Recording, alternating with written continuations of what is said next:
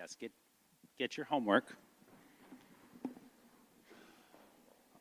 We have just lived into setting the stage, where we talked a little bit about the system and the vision of what math instruction is that we're attempting and working hard to transform across our state.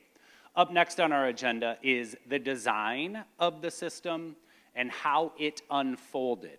I'm going to set the stage for all of us with the design in a very efficient way so that we all have a base understanding knowing that everyone in the room works in a different spot and is connected to the system in a different way. On the screen,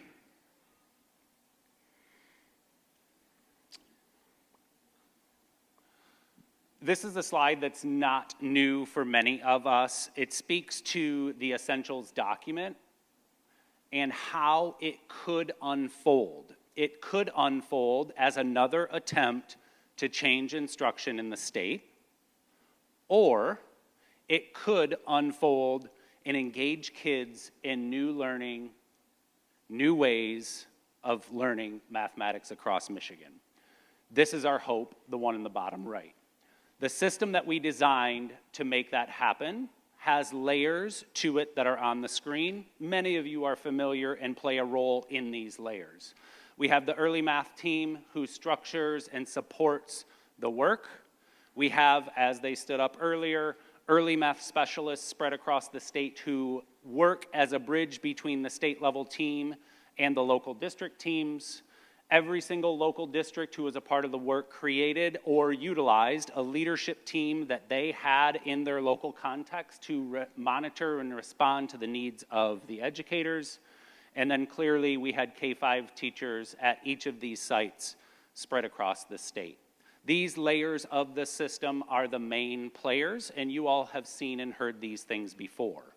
Something that is important to note is that those early math specialists were provided content, resources, and things to make their work more efficient and robust as they carried out the work.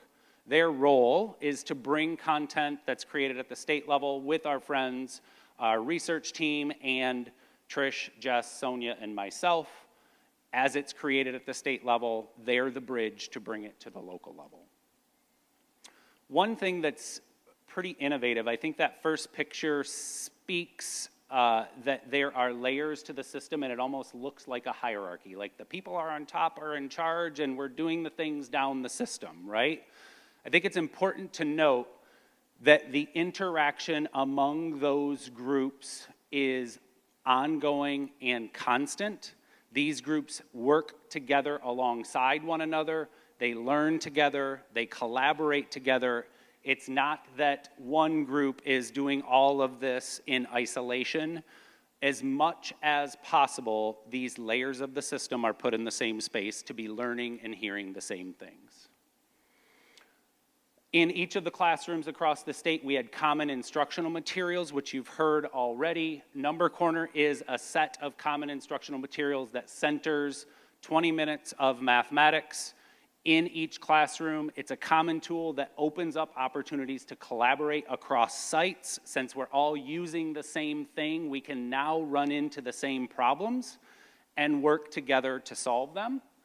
That set of instructional materials is common, and as the visual on the screen tries to convey, Number Corner is our vehicle to actually bring the essential instructional practices to life. The type of instruction that Amy was just describing for us is what we're trying to do, and these instructional materials with day-to-day lessons and clarity for teachers, along with the materials that they need to do it, helps us bring that type of instruction to our classrooms across the state. I will welcome another one of our BFFs to the screen. We are going to get now into the design overall and how that work unfolded over time. Like Amy, Alison doesn't necessarily need a large speech, and Amy and Alison have a long resume of things that I could say, though I chose to say these things. Allison serves as a thought partner for us on the early math team. We look at data and responses weekly and say, what is happening out in the field and what do we need to do as leaders to support what's currently going on? Thought partner is most important. Alison also helps us think through current research, not only on instruction, but also systems work. She's connected across the country at state level projects and is able to say, hey, I'm noticing this thing over here that might be working. Maybe we should try something like that over here. Like, again, thought partner, but bringing in research from across the nation to inform our work. Like I said, she's a friend, long list of things, but let's welcome her to the stage.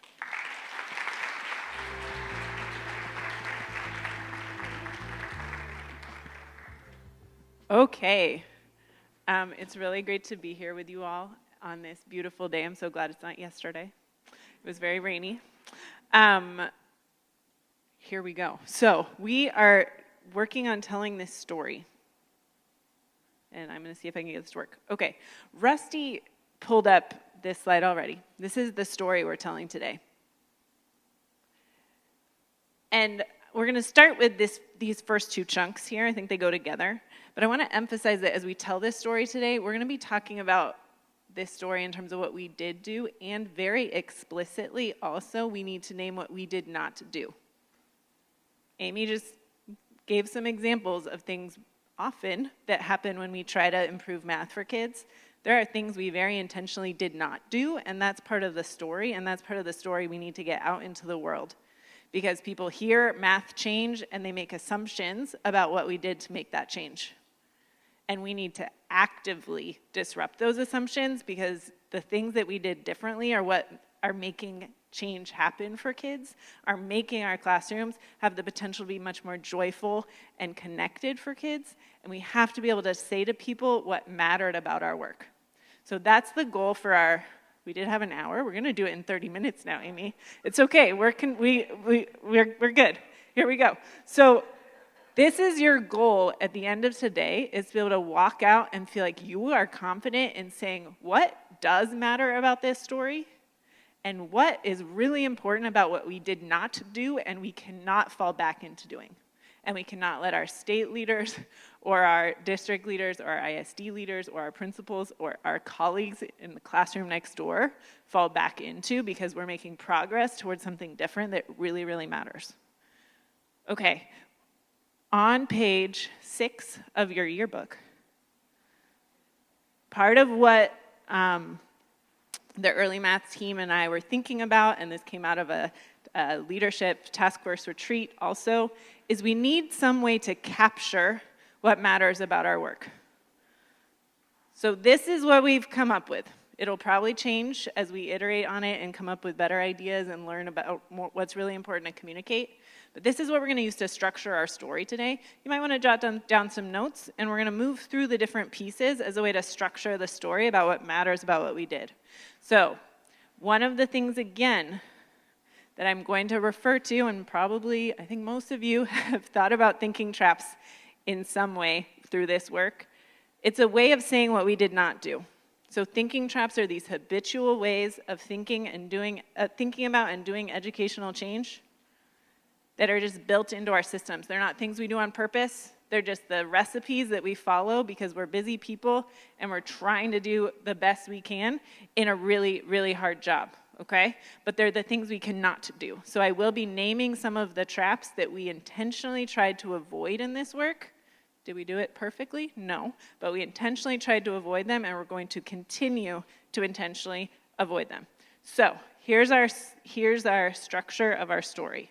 Let's start with this upper left-hand corner.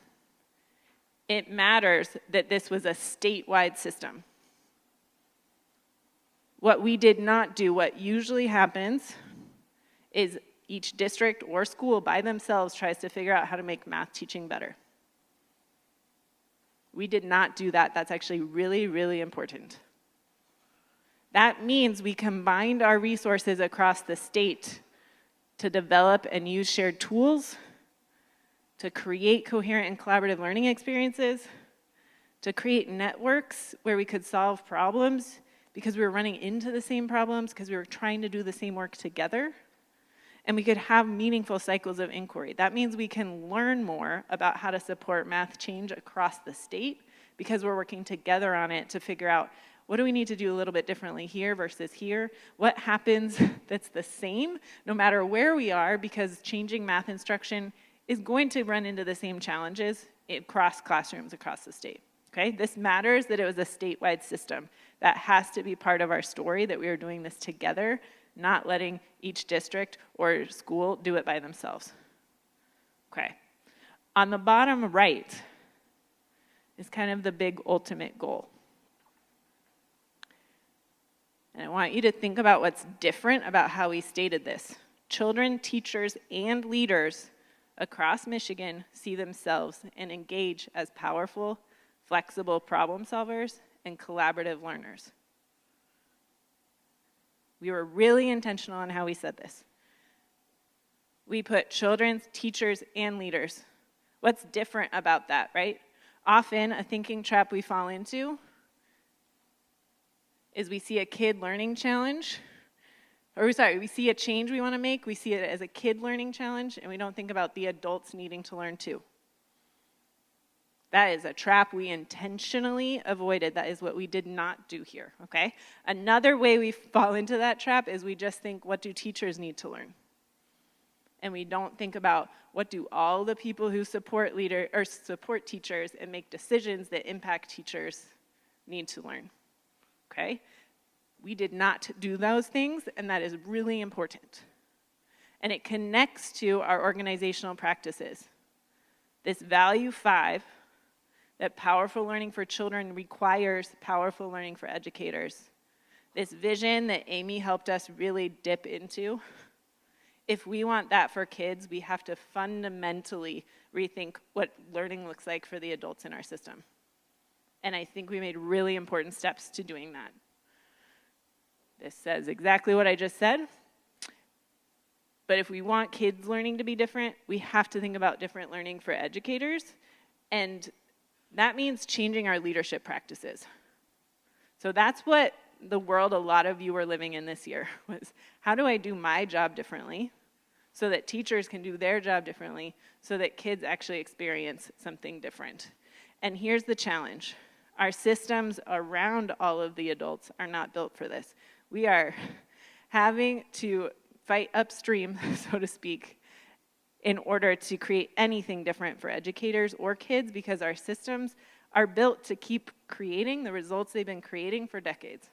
Okay, so if it feels hard, as Rusty was saying, it's because it's really hard, and we're having to do really hard things. But we're trying to shift towards something that really matters.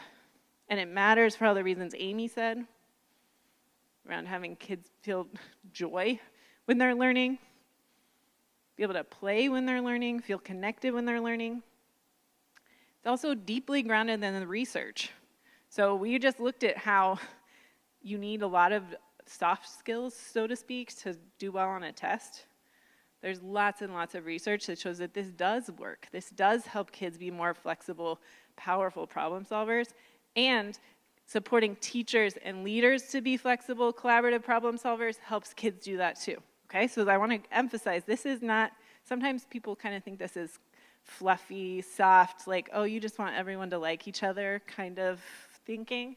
This is deeply grounded in studies, study after study that shows this works. Okay, this is what we did not say the goal was. Here's 3 goals we could have had, right? Oh, sorry, 2. We could have said the goal is for kids to do better on their math tests. We could have said, our goal right now is that all teachers implement number corner with fidelity. We could have said that was our goal. Okay? It's really different that we're saying this is our ultimate goal. That we did not say those were the goals, and this is a place where we can disrupt as this story is told. Someone's going to ask you at some point, why are we doing number corner?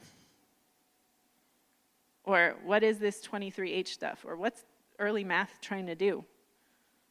Make sure the answer that they leave with is not about test scores, is not about implementing curriculum with fidelity, is about this bigger vision of what we want learning to be like for the kids and grown-ups across our system, okay? So, Amy dug really nicely and powerfully into this shift we're trying to make and why it's important. I just want to ground, and I'm going to move through this piece. This is where I'm going to cut time a little bit, because Amy already talked about it, but it connects, okay? A thinking trap that we fall into is, I learned math as a kid, so I know what good math instruction looks like. Raise your hand if your math instruction looked like that kindergarten video when you were a kid.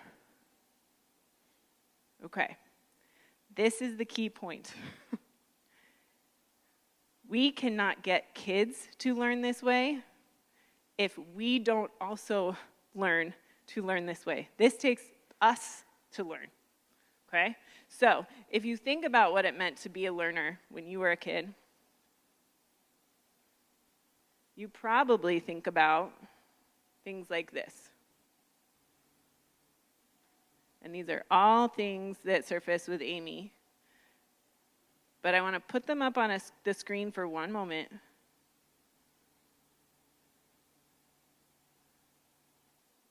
And I want you to think about a Michigan kid that you know. My son started kindergarten this year. He has 25 days. 25 days left. It's a countdown. I'm in his math class every week. I can tell you, those kids are already learning this.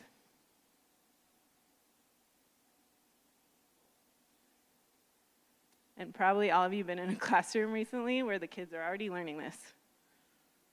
It happens really, really, really quickly. So I think of all his classmates, but I really think about how quickly, and you can see it from these thoughtful, inquisitive preschoolers. They get put into a kindergarten classroom, and very quickly, they learn that, oh, my goal is just to fill out a worksheet. Is this the right way? Did I fill out the worksheet right? Okay. But this requires a really different way for teachers to show up. So here's how often teachers show up. And this was how I initially was taught to be a teacher, right?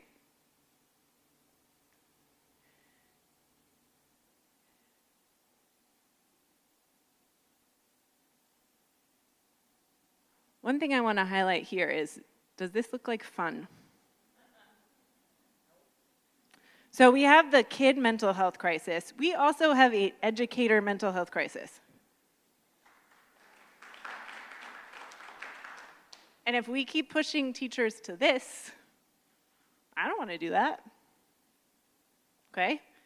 I'm going to come back to that. There's other layers of that. But if we keep pushing teachers towards this, if we don't give them a different way to be in the classroom with their kids that's fun and curious and playful, then we have a whole nother challenge on our hands. Here's what I want you to think about. Oh, I guess that's next. So here's the big shifts I would say we're trying to support. And I want to put them up on the screen, and then we're going to keep moving.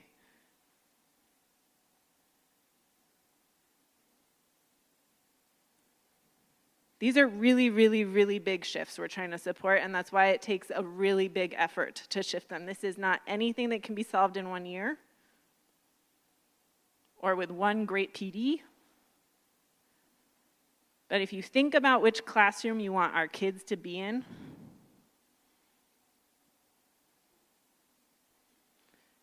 which classroom supports them to be ready to tackle challenging problems in a job later on or in a life situation? Which one makes them feel like when they see a question on a test that they don't know, that they have the confidence to say, oh, I bet I could figure it out?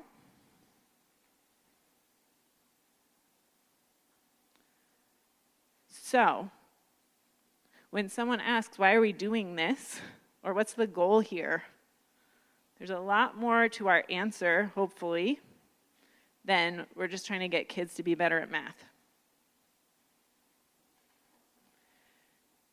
But again, this requires us to really change how we're thinking about learning for educators. So here's what I want you to think about at your tables. These purple words that I'm putting up, they're the same as what it means to be a teacher. But what I want you to think about at your tables is, what would you change about these to make this actually talk about what it usually means to support educator learning, if anything? Is there one more? Yeah. So go ahead and take a moment to think, and then let's talk at our tables. How could we change these words, or would we have to change them to say what usually supporting educator learning entails? Okay.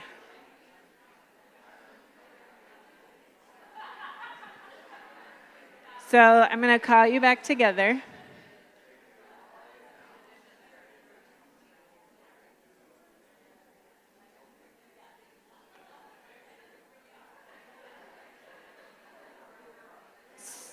I'm going to call you back together. I love that this was a conversation that felt like worth digging into. I'm guessing it's because for a lot of you, this is your job, is supporting educator learning. And just like we said before, that when you think, as a teacher, if you think you have to know all the right answers and show all the right ways and correct all the wrong answers, that doesn't feel good.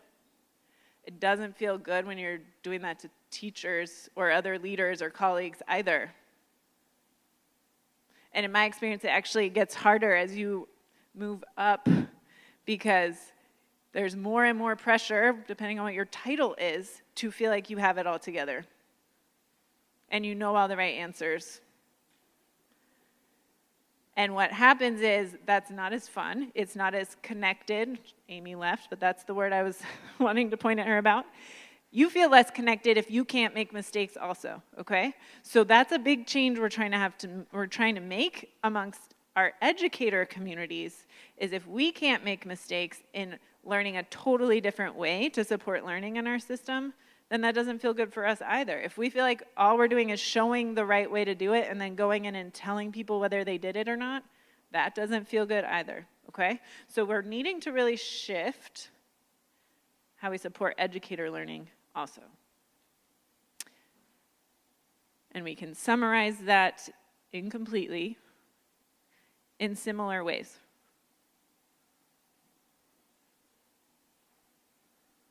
Again, we can ask ourselves, which one feels more fun?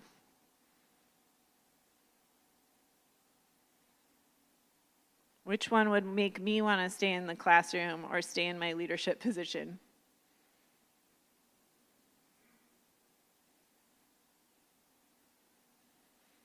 Oh.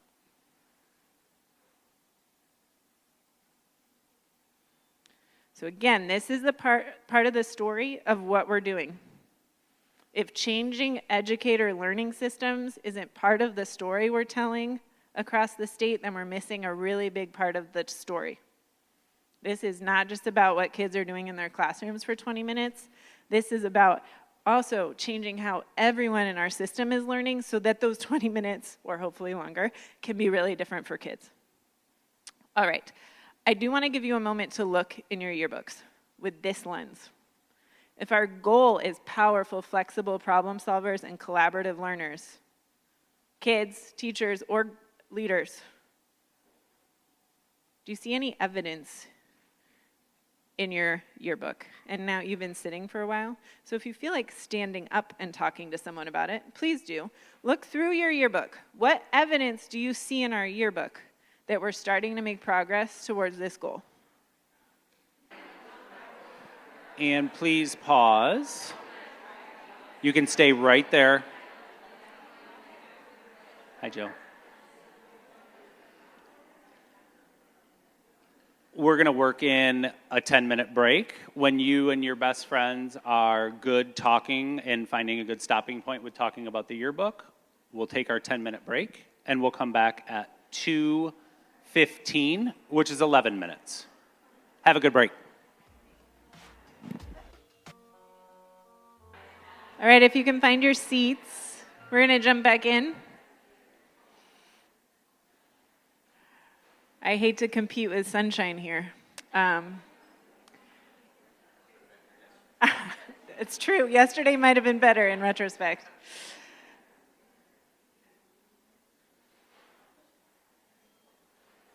So what we're going to do is dig back into the design of what we did a little bit, and then we're going to hear some about the impacts we're seeing. Here's the challenge that at the very core, right, that often we think about at the center of our work, and it's a challenge that people are thinking about across the country. Here's what people often do.